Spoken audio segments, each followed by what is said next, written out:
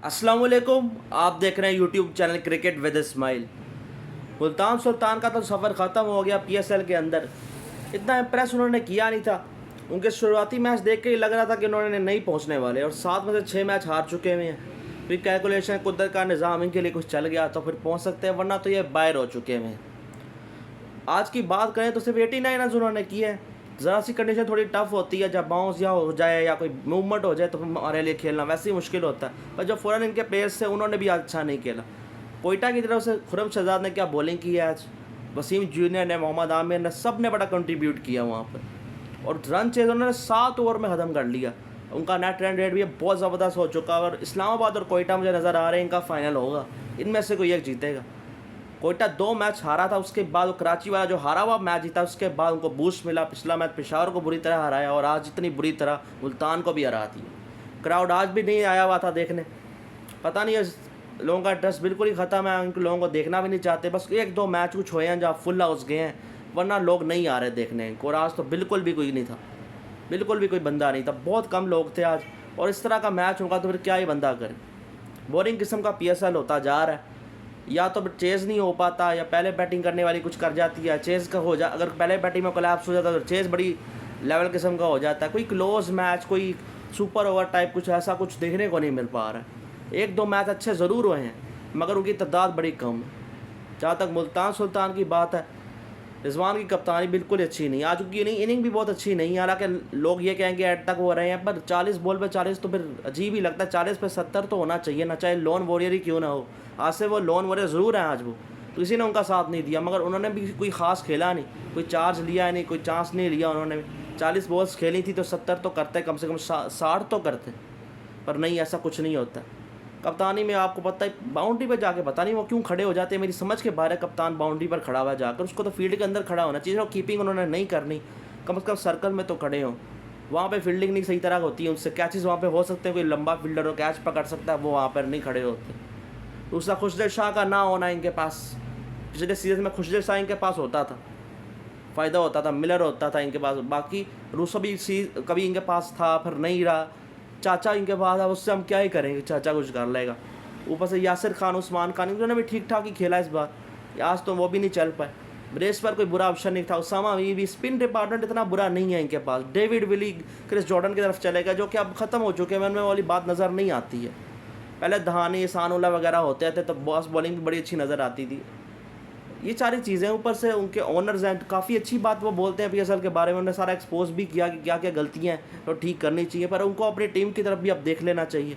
रिजवान एक बहुत बड़ा, अब T20 में उनका किसी फॉर्मेट T20 में वो नहीं बन सकते। कोई भी लीग में उनको लेने से पहले लोग सोचेंगे 100 बार, जिस तरह की बैटिंग वो करते हैं। एक रिजवान रीज़न बहुत बड़े हैं, पर ऊपर से एक ये रीज़न भी है कि फिर जो कोचिंग स्टाफ है वहाँ पे वो एंडी फ्लावर थे नहीं। जब तक एंडी फ्लावर थे आपकी टीम बड़ी अच्छा कर रही थी, आज वो नहीं है। कप्तानी भी बाबर और रिजवान की एक्सपोज हुई पड़ी हुई है। बस डिपेंड हुए पड़े हैं, बाकी सब कुछ अच्छा, सब कुछ हो रहा है। इसके इनके इर्द गिर्द कोई तेज़ खेल रहा हो तब ये भी अच्छा खेल लेंगे। जैसे वो कराची वाला मैच था जो ये हारे थे, उनके इर्द गिर्द अच्छा खेल के प्लेयर्स चले गए, इन्होंने भी एक्सलेट कर दिया एंड के अंदर। इनको इनके साथ कोई ऐसा प्लेयर चाहिए जो तेज़ सही तरह खेल रहा हो, फिर ये कुछ रन्स कर लेते हैं। वरना कभी कभी उस टाइम पे भी नहीं करते ये रन्स, इसी तरह खेलते रहते हैं। कोई पावर प्ले का यूटिलाइज सही तरह किया ही नहीं उन्होंने बैटिंग के अंदर। रिजवान साहब पावर प्ले में इतना स्लो खेल रहे हैं, टेस्ट मैच चल रहा है। चलो मैंने वहाँ स्लो खेला, फिर तुमने बॉल्स ले ली, फिर तुम आउट होके चले जाते हो। एक मैच में तुमने कन्वर्ट कर लिया, रन्स कम रह गए थे। लाहौर वाला मैच जो था 185 तो रह गया, वहाँ 200 होना चाहिए था।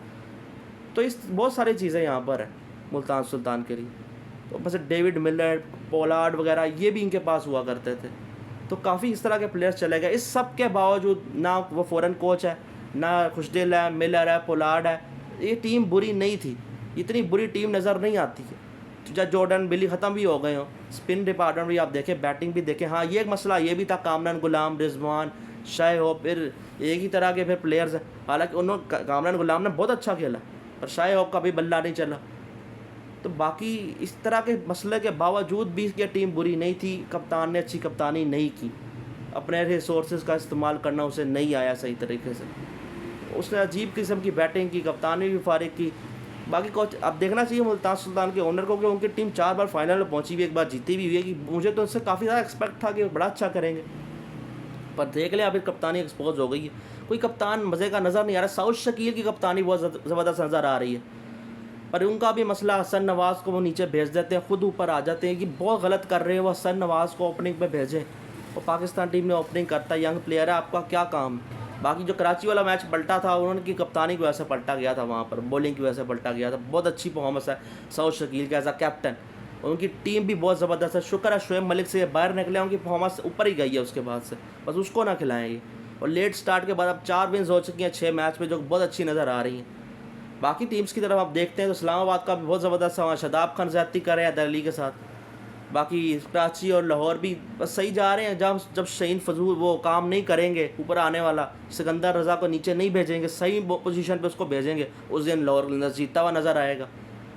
तो कराची किंग्स को भी बॉलिंग में हसन अली बड़ा अच्छा कर रहे हैं, मीर हमजा अच्छा कर रहे हैं, स्पिन डिपार्टमेंट में उनका मसला नज़र आ जाता है। बाकी डेविड वार्नर का वल्ला इतना खास चला नहीं, विंस ने अच्छा किया, साइफर ने अच्छा किया, नबी ने एक मैच में अच्छा किया, तो इनका भी थोड़ा मसला चल रहा है। अगर टीम ब्रिलियंस की बात करें तो इस्लामाबाद टीम ब्रिलियंस की वजह से जीत रहा है, और कोयटा को भी आप कह सकते हैं टीम ब्रिलियंस की वजह से जीत रही है। बाकी इंडिविजुअल ब्रिलियंस की वजह से टीम मैच जीत रही है, तो फिर उनका चांस मुश्किल हो जाता है। पेशावर ज़ल्मी भी उनका फिर 5वें बॉलिंग ऑप्शन की कमी है, बस टीके सी जैसा प्लेयर उन्होंने रख लिया जो उनको नहीं रहना चाहिए था। एक ऑलराउंडर की चाहिए, फास्ट बॉलिंग ऑलराउंडर चाहिए उनको, वहाँ पर वो मसला उनका एक है जो उनको काम ख़राब कर रहा है। पिछला मैच उनको उन्होंने रिस्ट्रिक्ट कर लिया था, पर नहीं चेज़ वो कर पाए।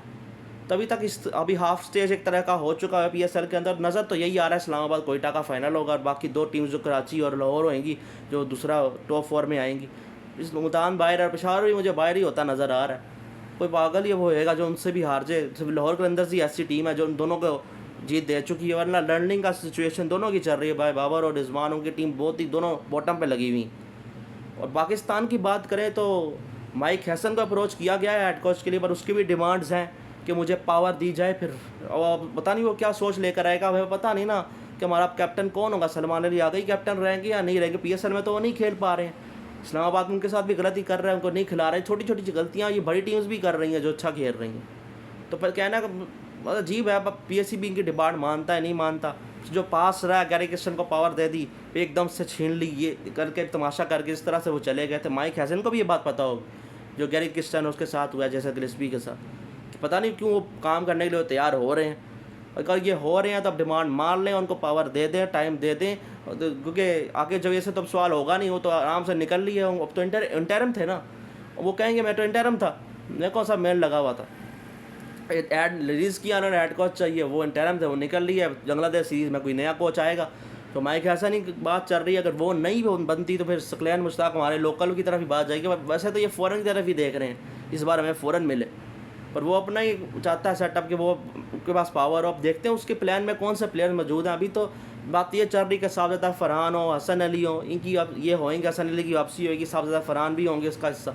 ये बातें तो चल रही हैं, पर पता नहीं ना उसके प्लान में क्या होगा, वो क्या चाह रहा है क्या नहीं चाह रहा है। सलमान अली आगा उसके प्लान में कैप्टन है या नहीं है, और ये पता कोई भरोसा नहीं कि माइक हैसन को ये रखेंगे, कितनी देर तक रखेंगे, फिर कुछ तमाशा ना कर दें। तो पास से ये तो नहीं सीखते, पर फ़ौरन जो प्लेयर जो कोचेज़ आते हैं उनको तो पता है ये क्या कर रहे हैं। तो मैं तो यही कहूँगा कि उसको नहीं आना चाहिए। ये इनकी सकलैन मुश्ताक के ही लायक हैं, ऐसे कोई इस तरह के ही मिलने चाहिए। माइक हैसन जैसे नहीं चाहिए इनको। ये उसके साथ भी बहुत गलत करेंगे, जितने अच्छे 2 कोचेज़ के साथ उन्होंने इतना गलत किया तो इसके साथ भी करेंगे। अभी तक सैलरी उसको नहीं दी, प्लेयर्स की तो सैलरी तुम काटते नहीं हो। जैसे गिलस्पी की तुमने सैलरी दी नहीं, इन प्लेयर्स की काटते ना। जैसी परफॉर्मेंस गई अभी चैंपियंस ट्रॉफी मैं नहीं भूला, ना एशिया कप मैं बोला हूँ, ना T20 वर्ल्ड कप बोला हूँ, या ODI वर्ल्ड कप भी मैं नहीं भूला कि कहाँ परफॉर्मेंसेस हैं। 5-6 टूर्नामेंट से कोई नहीं आ रही, एक्शन ठीक ठाक लेते ना इनके ऊपर, थोड़ा बहुत लेते हो फिर वापस आ जाते हैं। कोई भाई परमानेंट किस्म का कोई एक्शन लो इनके ऊपर। ना ये क्राउड भर पा रहे हैं, ना इनमें ऐसी बात है कि क्राउड भरा हुआ आ जाए, फुल हाउस हो जाए, इस तरह की क्रिकेट ये खेल रहे हैं।